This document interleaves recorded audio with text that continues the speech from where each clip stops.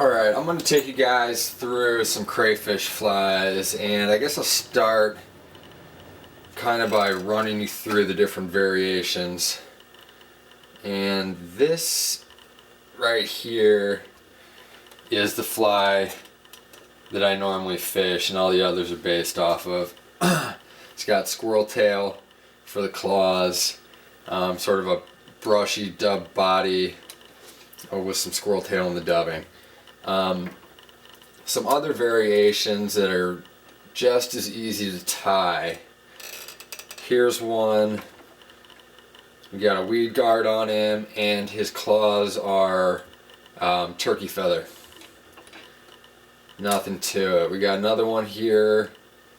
Claws are rabbit. It's a little more complicated, but not really. Just the material is a little harder to work with, and this is probably the hardest to work with, some marabou. We've also got some crayfish orange India henback. That makes a real big claw. I'm not sure how the carp would respond to that. We'll have to see. And here's another India henback variation. And I'll try and run you guys through how these are done here. So I typically fish a size 8 crayfish fly. 6 or 8, small just is the best for me. It works on the grass carp and the common carp, and I see a lot of grass carp, so I tend to keep it small. So I'm going to start by putting down some super glue here as a base. I like super glue for the base. It tends to hold real well. Get a little bit of that on there. And we'll start our thread just behind the eye. I'm going to have to reset this hook. Wrap most of the way back and then come forward. I don't know why my vise is so loose.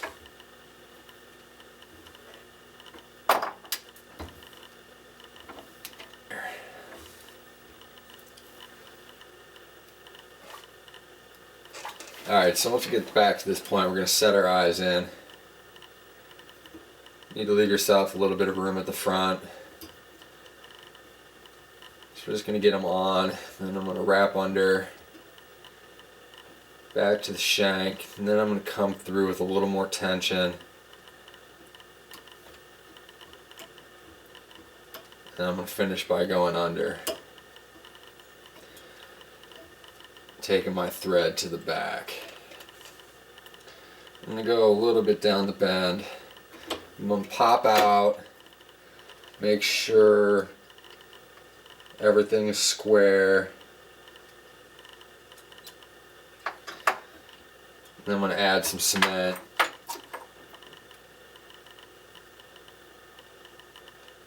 Some thinned out, hard as nails. Get it at Walgreens. It's like Sally Hansen something. Okay, so we got our eyes on. Let me get the top too. Okay. And what we're going to do next is we're going to grab a pinch of this dubbing, which is common red heart yarn. You get it at Walmart. I've got some stuff that's called plastic canvas yarn by Unique, Needle Loft or Need Loft. It's real coarse and sparkly and a bit translucent, and then I've also got a bit of squirrel tail cut up in there as well. It's going to give the fly a real bristly look. What I'm going to try to do here is wrap a ball onto the back. Doesn't need to be real big. I'm going to trim this up later, so don't worry about that. And I'm going to show you some of these other variations here real quick, as much as I can. So for the fat clawed India hen, I tie it in upside down like this. Get a couple wraps on. Position it how you want it. If you want some sparkle antenna, you do that before you even wrap the dubbing ball, and just put a couple pieces of sparkle coming out the back, and then you're just going to tie your other feather in for the other claw, and then you're going to dub the body. Or what you can do is you can cut the tip out for a much smaller clawed crayfish, which I traditionally like, and we're just going to tie this in anywhere along the feather, and then just bring it back to wherever you want it. That looks pretty good to me, and then you're going to dub the body. Simple. Or you can tie in some turkey feather, you can put a bit of rabbit here and then split it. I mean, the materials are pretty much endless. Alright, so I'm going to go with my squirrel tail, which is my all-time favorite. And I'm just going to pull out a little bit. I don't make real big claws. Keep them small, that's all you need. That's all I need. I mean, you can do whatever you want. As big or as small as you want to do it, but I like to keep them small. Typically not much longer than the body of the fly. Okay, so we got that tied in. We're going to cut out one more little clump.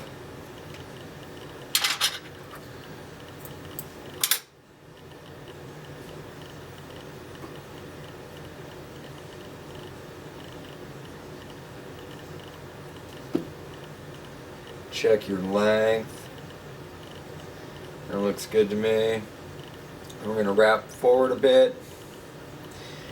And you can kind of tell how this is not real defined right here. So I'm going to show you a little trick. And depending on what material you're using, you may need to use this more or less. But what I'm going to do is I'm going to do the back claw first, usually.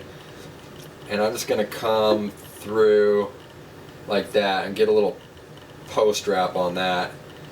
Now I'm going to give a couple wraps here and then do the same on this claw. A couple more. Now this spreads the claws out more than I like, but we'll take care of that in a second. Alright, I'm bringing the thread back right to where that last thing was. You can already see they're starting to come back together. Now at this point in the fly, I always like to add a bit of cement. You add it to your thread.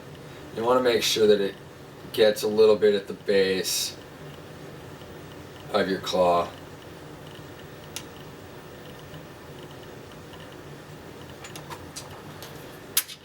Then we'll take this and we'll cut it kind of tapered to the front. And we'll start our dubbing loop.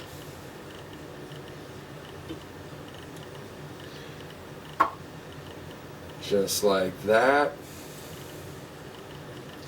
And bring that thread all the way to the front.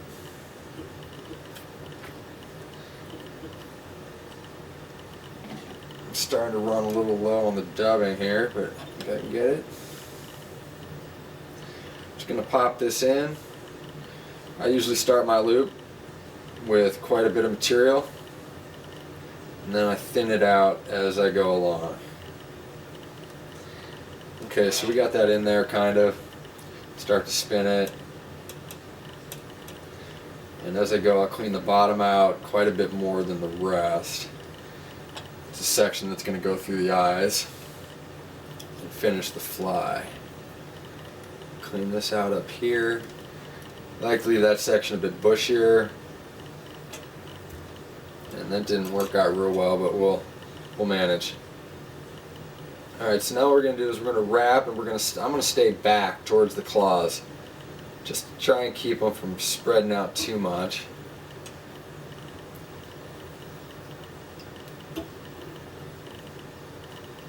You're just going to wrap your body. Now at this point, I like to focus my on the eyes on the underside, because that's the fly's going to ride the other way over. So I'm going to come through on the bottom, over, back through on the bottom, and then one time over the top. And you just let your loop unspin, and pull it clean with your fingernails. Pull your fibers back, and tie that down.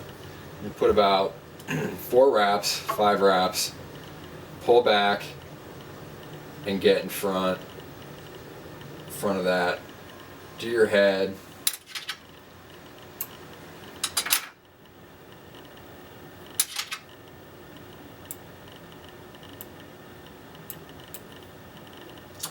Now I'm going to add a little bit of cement and whip finish.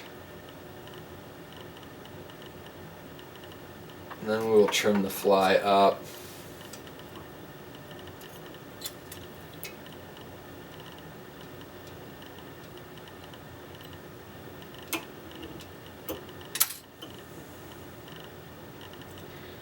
And I always use my fingernails as I pull back on the thread to force these wraps back.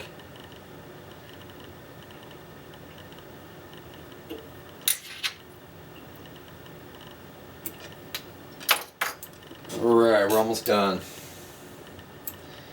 And just something I'm noticing here, when you tie your fly, if you put the angle of the claws down a little when it rides in the water, that'll aid it in being nice and stable. There's really no problems with this fly's stability.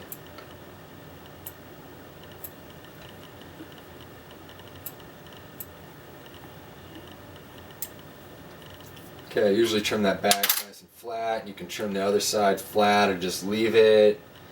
You can brush this out with a toothbrush. I'll give this guy a little brush because he's looking a little sparse right in there. But it's nothing to worry about. So I'm going to pull them out, trim them up a bit.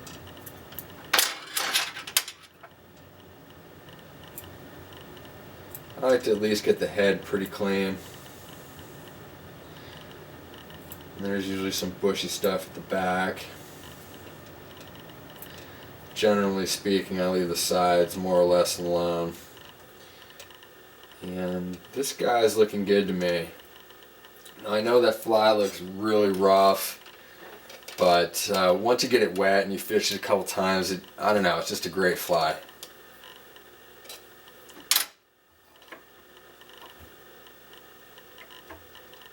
And I think that's just about it. Thanks for watching.